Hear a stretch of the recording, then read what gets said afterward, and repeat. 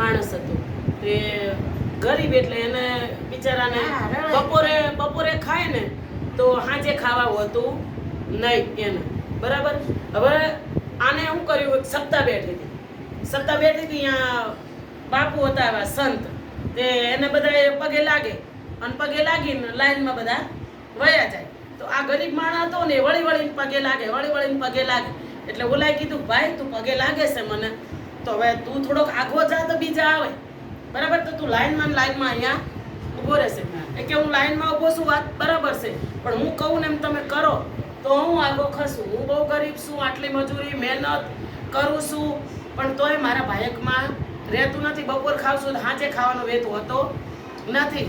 તો કે હવે આ તો પછી એને કીધું, હાર તું સાઈડમાં બેસ, હું ભગવાનને પૂછીને પછી તને જે હોય કહું.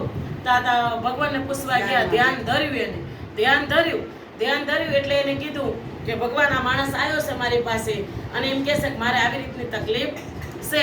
એટલે એને કીધું કે એની તકલીફ આ જીવન છે, એના કર્મમાં લખાયેલું છે, એટલે એને આપણે કઈ બદલી નાખવાના નથી.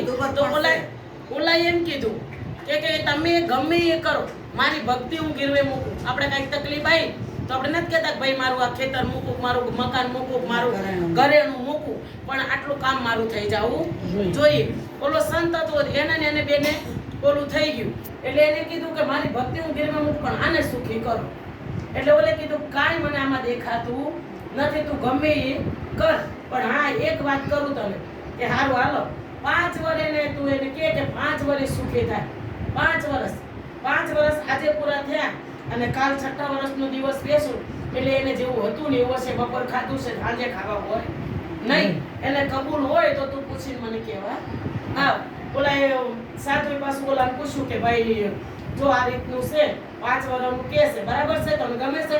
તો ઓલા કીધું કે આમે ખાવા નથી ને આમે નથી, તો 5 વર્ષ તો 5 વર્ષ, પણ 5 વર્ષમાં મને મળી તો જાય ને બધું સુખ. પછી 5 વર્ષ પછી જે થવાનું છે એ થશે.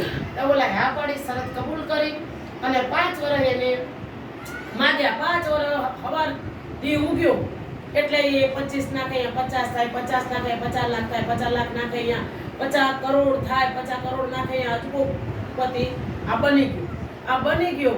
એટલે એને એમ કર્યું કે લાવો હું મારા મકાન ખરીદું, દુકાનો ખરીદું, જમીન ખરીદું, એવી લાલચ એને રાખી નહીં.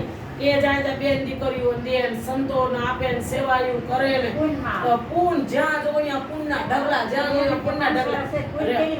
રહેવા માટે એને જે ઝૂંપડી હતી એ જ એને રહેવાનું ઝૂંપડું એને બદલ્યું નહીં, પણ જ્યાં જો એનું દાન, જ્યાં જો એનું ધ્યાન, સંતોનું કથાયો, સપ્તાયો, ભજન, બેન દીકરીઓના તમે જો તો આમ એકલા પૂન એટલું પૂન કમાણો ને કે વાત જવા દે.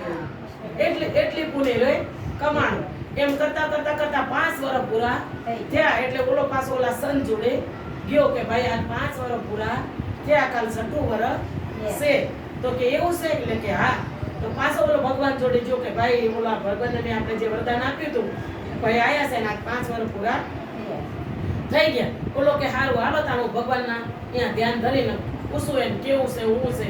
આ તો ગયો અંદર પાછો ભગવાન. અહીંયા આપણે કેમ બોલો મરણનું ભજન ગાઈએ કે ભગવાનના ચોપડા છે, જીવ તું કયા કર્મ કરીને આવ્યો. એ ભગવાન ચોપડા તો ખોલે ને, એમાં તો ભગવાને ચોપડા ખોલ્યા. એના ચોપડા ખોલ્યા તો તમે જોવો ને તો એકલું આપણે કેમ બેંકમાં બેલેન્સ હોય આપણે જોઈએ આનું જ બેલેન્સ, બીજા કોઈનું દેખાય જ નહીં ભગવાન. આનું જ એકલા ચોપડે એની પેઢીઓની પેઢીઓ ખાય ને તો ખૂટે નહીં. એટલું બેલેન્સ કરીને આને પુણ્યનું કરી મૂકે, એટલું ભક્તિનું આને બેલેન્સ કરીને મૂકી દીધું.